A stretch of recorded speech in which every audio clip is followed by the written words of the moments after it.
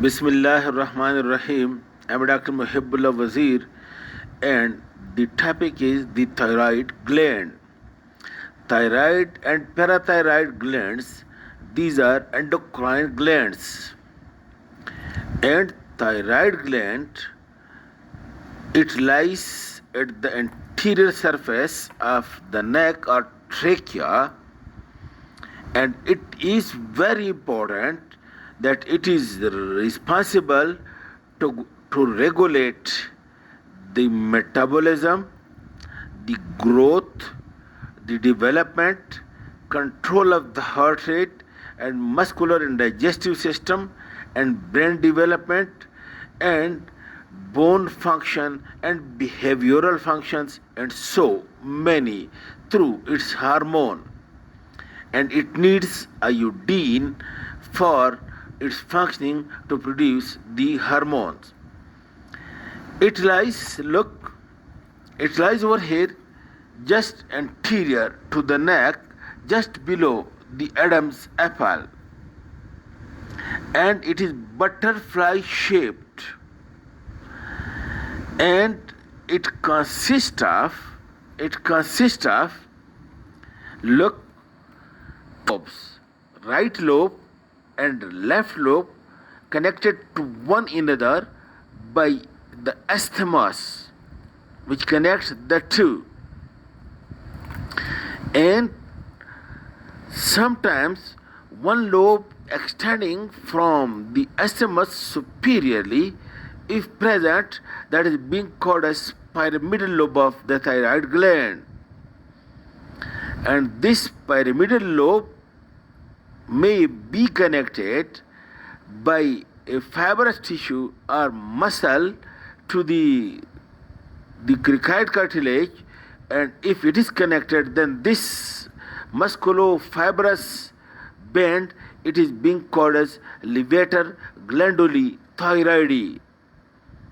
And then from the posterior surface of the thyroid gland,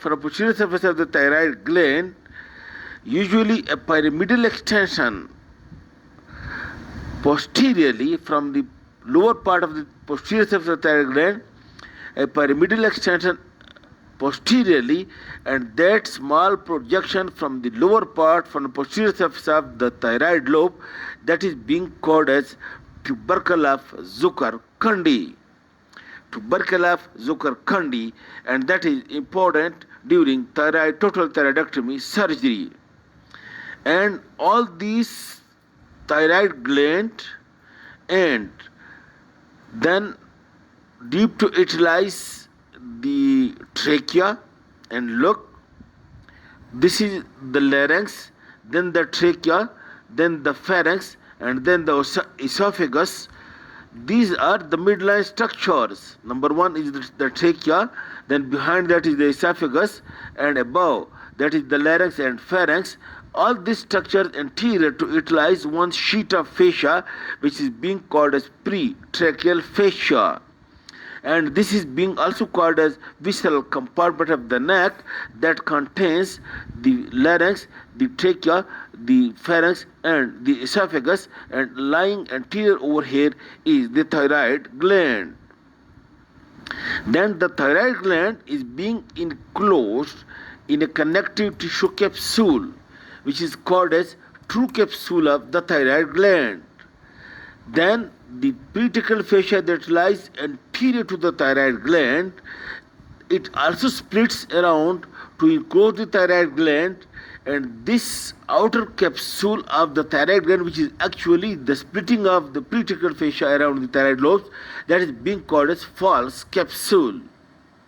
And note the point that the deep surface of the thyroid gland, which lies upon the tracheal rings, and it is connected to the tracheal rings.